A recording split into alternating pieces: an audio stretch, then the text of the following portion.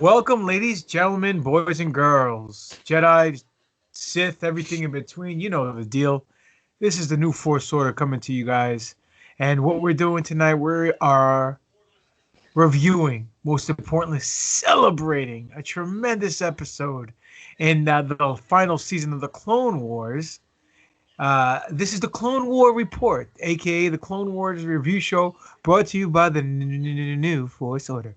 For life. We are a Star Wars podcast that comes to you weekly. This is our side show reviewing the Clone Wars. And tonight we're talking about episode 9. 9, yeah. That's right. Episode 9 to 12, season 7 of the Clone Wars. Now, my name, 130 your host, is the Greek god Papadon, aka GGP. Alongside with me, I have the honor of introducing a malicious, vindictive, yet properly trimmed Sith Lord and a kung fu grip having, thunder stealing, Brooklyn Nets buy it for $2.99 at Modell's shirt wearing medical droid. Introduce yourself, boys. Ladies and gentlemen, I am the Dark Lord of the podcast, the Sith Ari, the Rampaging Reverend Kiss, the Butcher, your boy Spiro, aka Darth Spyridon. And I am smarter than 21B, more technical than FX7, the god of steel and thunder, and the guy who's finally happy that this season has broke open of the Clone Wars, Dr. Destroyo, Alex Arroyo. Kick in the doorway in the 4th floor. All you heard was Vader, stop slicing me, bro. This episode, okay, one word. Let's go around the horn. Epic. Awesome. Phenomenal. So we're all in agreements here. Obviously, they started off with a bang, to say the least. Before you start off with the start off, did you see the beginning opening crawl that they had? There wasn't a crawl. And No, I missed it was basically brought to you by Lucasfilm. Lucasfilm Limited. Yep. The old school The old Lucasfilm school. intro. Exactly. And it was part 1. And to me, this felt like the first episode of a movie. Yeah, of course. And then they had the logo, the old Clone Wars logo, before they dropped the fortune cookie scroll. What was the gimmick today? What did it say before the episode? You guys recall? There was no gimmick. There wasn't. I Oh no, there wasn't. There wasn't. Oh, it was then the voice dropped. That's right. After they dropped it, the voice came in. The radio personality voice explained a little backstory, what's going on, and then boom, dude. The first opening shots were amazing. They showed basically setups for all the Jedis going to different planets that take place during Revenge of the Sith. Yep. You know what I'm saying? They show Plo Koon, and they show the blue. What's her name? What's the Twilight? The Ayla Secura. Yeah, with her on that jungle planet with her troop. Fauna, I believe the planet was called Fauna. I don't know. Probably. All I know, they had a round table meeting, and in the round table meeting, you saw a cameo appearance by Kanan, Caleb Dune, when he was a Padawan as a child. Yep. Right? It was really, really cool, man. Very cool. A lot of setup, a lot of intermingling with the movies and things like that. A lot of Easter eggs for the real diehards. A lot of I'm gonna put not Easter eggs, I guess. Either that or a lot of hidden gems, whatever you want to call them. But you could also tell that this is gonna directly link right into Revenge of the Sith. Oh yeah, this is going on at the same time, and it's gonna go right in, baby. Yeah, so, Doc, from this point forth, man, it's pretty much officially the beginning of the end now. Yep. All right, Doc, you're the play-by-play man. You gotta stop painting whatever you're painting tonight and do the narration like you normally do for the show. Narration for the show. Here we go. So it kicks off with Obi-Wan and Commander Cody sitting on some bridge, on the Verrazano Bridge. Actually, it would look like the Golden Gate Bridge of San Francisco, where Lucasfilm is. Heading to Staten Island. Paying $22.50 for that piece of shit. They're apparently pinned, trapped, and they can't advance forward because the tactician or the strategist droid is is apparently too good for them, which is, I don't know, kind of silly. But they're basically overpowered. Well, wait a minute, hold on. Before you go there, how about the intro of Obi-Wan? How do you jump in? How do you get into the episode? You forgot how the clones were being outnumbered and outgunned, and then there was a big bomb or like a mortar coming to hit Cody, and he comes saved Cody. Yes. Which isn't it funny because Cody's the one who turns on him later on? That's exactly what I thought when I saw that. I was like, wow, he just saved his life, and Cody knew it. And then shortly thereafter, he's gonna fucking order 66 his ass, boy, because he's one of the first ones to get the call. He was holding the little hollow ball in his hand, and had the Emperor come through. Yeah, I definitely thought about that. Saved his ass, and then he gave him a look like, and then they were pinned down, and then who just struts in like he's Hulk Hogan in 1983, not a care in the world, a ring full of fucking guys. I'm gonna go clean house, and he's just standing there talking to Obi-Wan. Obi-Wan's like, "Get down." He's like, "I'm fine," and he like slightly turns his head sideways. You see a laser go past his head, and he's just like, "You gonna hide here, or we're gonna get this shit done over here?" He's like, "What are you worried about with these battle droids? There's only like 10,000 of them over there. What's the big deal?" Hilarious. Not knowing that Anakin obviously has a plan in effect. Hey man, didn't you like right then and there as he's talking to Obi-Wan? Didn't you like say to yourself, dude, one day this guy's gonna eat your goddamn lunch and fucking just totally wreck your shit, bro? You know, it's like I got the visions of him laying on the ground, man, burnt the fuck up to a fucking crisp and shit, and then probably thinking back like, damn, you know. That's because he had the high ground, baby. He was talking a lot of shit there, man. You know. Did you guys catch the poetry that was about to happen?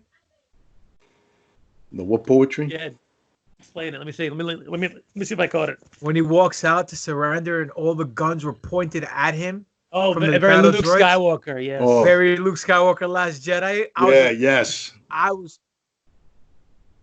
I did see that. It rhymes. I did notice that, and I'm saying, if they shoot on him and he basically deflects everything, I said, am I going to enjoy that or am I not going to enjoy that? Because it was, again, yes, the rhyming thing is important, but I said to myself, am I going to enjoy that? Because we've seen it already. But they were definitely setting it up exactly like you saw, and I did notice it as well. I was preparing to fucking throw the remote at the TV. I'm like, don't do that, man. Don't do that. Why, you guys wouldn't have liked it if he force projected himself? No, not really, because then it would kind of cheapen that. It would, I don't know, man. I was just thinking, oh, wait, man, they're not gonna do the same shit they did there. I know that Star Wars is supposed to fucking rhyme and all this shit, and it does give you that like father, like son shit, but I was like, I don't want to see that shit now, man. You know? See, part of me wanted to see it happen, like him hanging underneath the rafters with the clones, like from the bridge, like in Lost Boys, like the vampires are hanging underneath, you know? And because it's not a far distance, like across the universe, it's only, let's say, 100 feet away. It wouldn't have hurt him that much. It wouldn't have weakened him that much to do it. But at the same time, kind of glad it didn't, because it kind of separates Anakin from Luke, making Luke that much more powerful. But it would have been cool. I would have, because then all the people who loved the episode would have loved that part and would have been like, you know what? It happens. Just like Force healing with Baby Yoda first. You think that was a coincidence? Nope, not at all. Sure, that was not a coincidence. But yeah, I did appreciate that, and I was waiting for it, and I was like, I didn't think he was going to force project himself. I thought he was going to actually deflect them, or like, make one of those force fields around himself to block everything. That would have been better. Yeah, but then again, I'm happy with the way it played out. He surrenders, he pretends to surrender. He's giving his clones a chance to kind of get in position, giving R2 a chance to get in position, and you can see he's stalling. Which was done much better than Poe Dameron stalling was during The Last Jedi. Yeah. No mother jokes here. Yep. So he's sitting underneath everybody's under the bridge, the Blue Squad with Rex and the crew, and then gives the signal. R2 comes up, he gets his shit in, and all of a sudden the clones fly out with their jetpacks. They fly now, and they start dropping bombs on the droids. It was cool that Anakin pulled in the tactician droid and then decapitated him on top of that, when he already knew that it was a trap. I wish he would have yelled, "It's a trap!" I was just about to do that. It's a trap. But he didn't, unfortunately. But nonetheless, still cool. The guys get their shit in, and one of the best parts of the whole scene is when Cody's sitting there and he's just like, with his his hands on his face, and Obi-Wan's like, "Would you like to join your brothers in the battle?" And then they jump out and they get in there. Yeah, I also like the part you skipped over. It's real small where when they fly out from underneath the bridge with the backpacks and they start blowing stuff up and shooting up the droids. He looks over at Obi-Wan. Obi-Wan goes, like, what are you gonna do? Like, Yep. I thought it was fuck. very Han Solo-esque, but it's still at the same time I was like, wow. Yeah, that was definitely funny. So they destroyed this battalion, and then I think we flash forward to them back on the Jedi ship. Well, yeah, because they got the message saying that they called you on your special line. It's Fulcrum, and he's like, oh, it's what's his name? Forrest Whitaker's character, Saul Guerrero. Saul Guerrero, yeah. He's like, no. He goes, you got to take this on the ship, and they go back on the ship, and that's where they encounter the message. Yep. So the message is from Anakin walks in the door, and who does he see? He sees Ahsoka Tano with Bo-Katan. And they want to. Did they meet up after that? I'm trying to think. She came to the ship. Remember? Yeah, she showed up later. Yeah.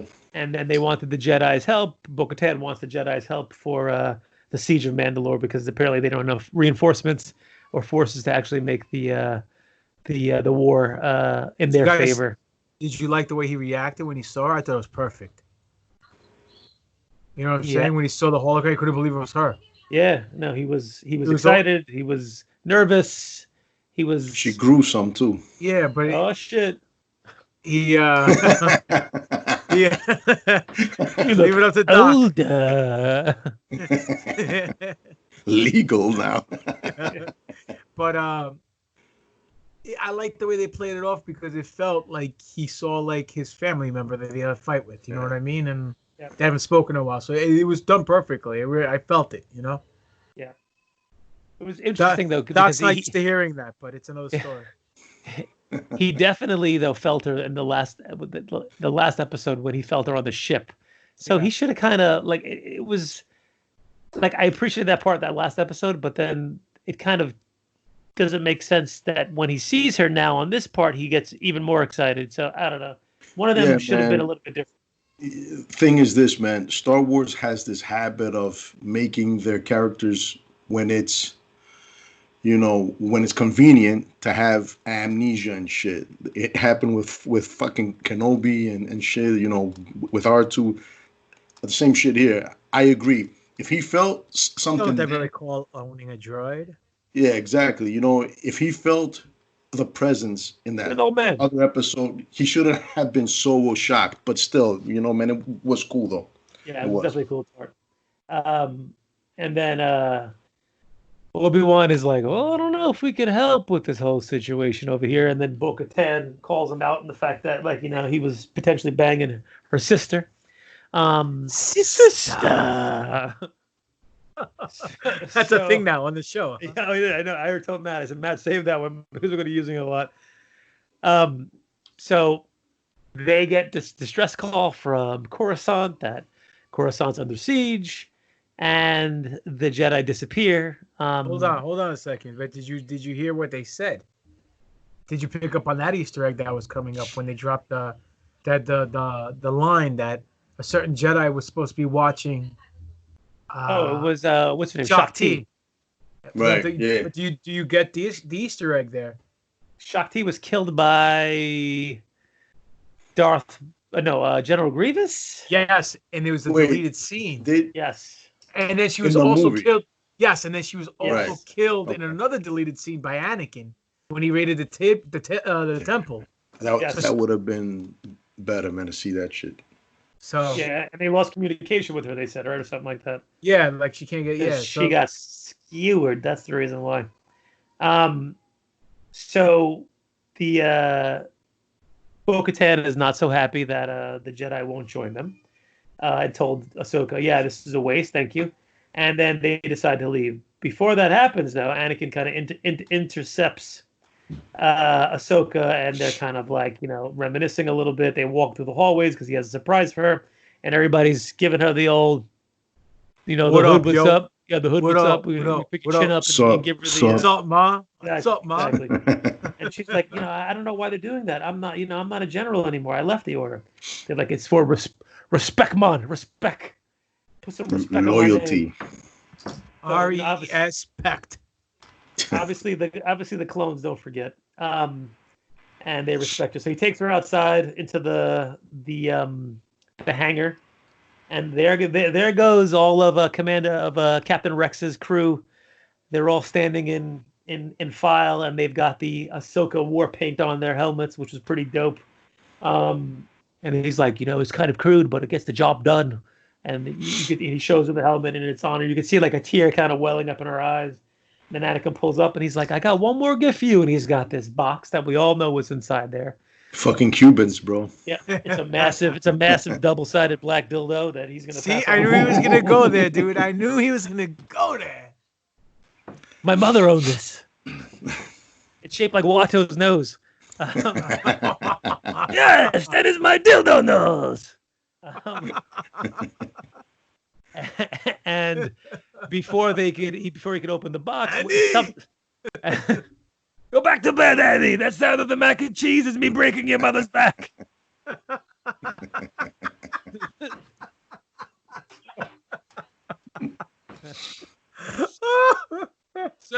Gee. The ship. What happens with the ship? That something rumbles or some shit. I don't know. The alarm goes off. That's when. Exactly. That's when they get the news that the Chancellor on Coruscant it's being attacked and his life's at threat, and they decided to go there. Yep. So and obviously it's not Coruscant who's being attacked; it's the Chancellor. So Bo-Katan calls him out on it. Not Bo-Katan. Oh, that's right. Ahsoka calls him out. It wasn't her. No, it was Ahsoka. She's like, you guys haven't changed. That's why people don't have any faith in the Jedi anymore. Exactly. It's all politics. Yeah, well, it is. So that's not fair. That was a dope line. It wasn't meant to be, or whatever she says, something like that. Yeah. So Anakin gives her the lightsabers. She ignites them. They're 2 blue lightsabers, and he's like, "I made some improvements on them.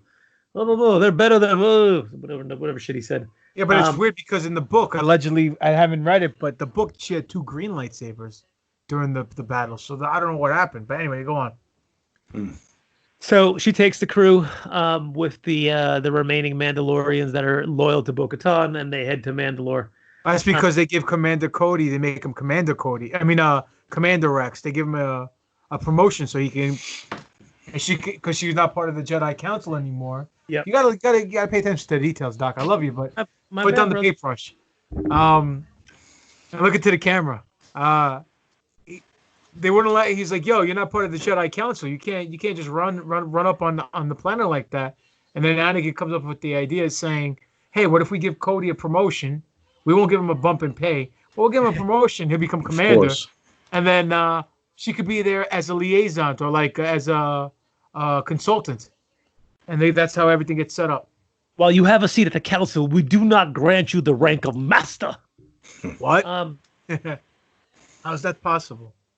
So they head down to Mandalore, and they start the siege of Mandalore. You want to take over, Pop? I'm tired. No, go ahead. So let Spiro take the handle. Spiro, go ahead. Dude, if I take over, I'm gonna say, and they fight. The end. You know, man. You guys think I retain all the details like him and shit? I'll talk. Spiro's got shit to do. So what happens? They're in the ship. They're talking back and forth. They get attacked. It looks the 2 characters that were on screen were from the book, the Son of Dathomir comics, the only comic from Dark Horse Comics to be considered canon, which takes place between episode 5 and now 7. How Maul got captured by Palpatine. Palpatine slayed his brother, then got tortured by Palpatine and by Dooku. Then he escaped with the help of the Mandalorians, which were dubbed Mauldalorians because they painted their armor like Maul, red. Some of them had the horns on their outfit. the spikes. So, which looks pretty cool on the Mandalorian helmet. It does. Yeah. So he comes back to Mandalore. You see some of the Maulorian, the Maulorians, the Mandalorians who follow Maul, and one of them guys was Gar Saxon. Yeah, Gar. See, you know I the remember details. that shit. You see, Gar Saxon, who was actually introduced in Rebels, and the next person was the person Rook, they were both introduced in the comic book, but first seen on in Rebels. So what happens? Yo, doesn't the wait a minute? I'm sorry. Was it Gar Saxon that made the fucking face turn? I don't remember. One of them did during Rebels. I'm not sure now. Anyways. Then what happened was while they're on the ship, they kind of broke kayfabe and called out the prime minister and told him about the attack. He's like, you are a traitor. He called her a traitor. Says you're not the politician your sister was. And then she's like, I'm not trying to be or whatever. And then they get attacked by the Mandalorians. They fight back, and then the cool part was like. Ahsoka goes to Rex. Rex like, oh, I'm sorry, I didn't bring you a jetpack. She goes, don't need one. Reach into the floor. That was probably man. That there was ended up probably being the coolest sequence and shit of the whole episode. Yeah. She was jumping from ship to ship, from guy with rocket pack to make her way down to the thing. She saved one of the twirling them sabers. They were going fucking bananas, back, front, back. I can tell you though, having a jetpack is a liability when you're a fucking Mandalorian, because all she was doing was sabotaging those jetpacks or confiscating them and fucking them up completely. And you know what else, dude? Not for nothing, it also happened in The Rise of Skywalker, and it also happened in Return of the Jedi when he with Boba Fett. So, it is what it is. Maybe we'll see it in season 2 of Mandalorian. Who knows? Maybe not. But then what happens? She lands on the floor. She does the cool superhero pose with the explosion in the background. All the Mandalorians show up. They start shooting. She starts blocking with the sabers, all the blaster shots. And then all of a sudden, the cavalry shows up. They powder. They take a beeline into the building. They follow suit. And then Bo-Katan goes to the throne room or to the prime minister's chamber where they come in. He looks all majestic with his armor. They start fighting. She gives him a couple rocky body shots. He falls to the floor. She takes a shot at his head. He does the head talk like Solo in Special Edition. He tells her, Maul wanted you to bring the Jedi. You just brought the wrong one. Yeah. And then she tries to tells Ahsoka that walk into a trap. Yep, it's a trap. And she couldn't get a line going. I guess there was too much interference. So Ahsoka goes into the tunnels underneath the city where everyone retreated, and they get ambushed by Maul's Mandalorians, and they get separated. She comes through. All the clones died. One of them said, "I'm sorry, we failed," and she takes it very hard. She feels like it's her fault, and all of a sudden you hear clunk, clunk, clunk, and it's Maul's metal feet stomping as he's walking. He comes out of the shadows and goes, I was expecting Kenobi. What are you doing here? It was dope. And then done. And you're like, oh, I want more. I want more. I want more. Yeah, gooch for sure, boy. Dude, this is by far one of the greatest episodes ever of Clone Wars. Agreed. Ever. Yep. Absolutely, man. Very cinematic, very epic. Dude, I'm telling you. They did this on purpose like this. Yeah, I know. They built to this, and they made it. This is going to be a 30, 60, 120-minute movie. I'm sorry, man. The way it ends, the way it just cuts to fucking credits, sort of quietly. Silence too. It tells you something fucked up is about to fucking happen, and I don't know what's gonna happen. But the next episode is called The Phantom Apprentice. Oh boy! So what do you guys think really? that might be? Yeah. Jar Jar Binks. Jar Jar Binks back from the fucking. Darth Jar Jar? No. Thank God. Could you imagine? Could you imagine? I'm like, all right, I'm done. That's it. So you think Maul has a Darth Apprentice? No, a Phantom Apprentice? I don't know. Maybe, or maybe he actually turns Ahsoka by some stupid shit for like 1 minute, or we start seeing Anakin start to fucking turn to the dark side, or you know what, man, it could be Jar Jar, and they tell us I was a fucking So discarded clone of fucking Palpatine and shit, you know, he's a double agent. a double. Clone from the hand. I don't know, man, but the Phantom Apprentice, man. You know what? I'm just gonna guess that it means that we're gonna start seeing the fucking doubt and all that hate and anger really start to come out from Anakin, if they because they have to show that, and Yep. the time is now. Yeah, but the Yeah, they problem gotta is move. I don't think he's going to be in the episode that much because it's going to take place on Mandalore. Mandalore is going down same exact time as Yep, um the Emperor Palpatine, Senator Palpatine kidnapping. yeah, so that transition of him going darks when he decapitates Dooku right then in the throne room when he was helpless. It was just straight out murder. So and you even sells it. I think Hayden Christensen did a great job when he did it, and then you see him like sell it with his face because that's where the moneymaker is. And you know, and then and then he disco. He does his John Travolta all the way to the discotheque. No, I'm kidding. And then anyhow, I don't know. The Phantom Apprentice. It's very interesting. All I can say is they got me hooked, and it stinks that it's only 4 episodes, but I have a feeling that it's gonna be. They started this whole thing with a movie. A lot of people hated it because it was very kiddie, with the whole baby Yoda's son. I mean, Jabba's son. Yeah. Now they're ending it with a movie, and I think it's going to be gangbusters. I think the Bad Batch are going to show up for cavalry information support. I heard somewhere as a theory that maybe the Martez sisters comes in and helps Ahsoka escape because she gets everything handed to her, and her and Rex, take a powder. Jesus. You know what I mean?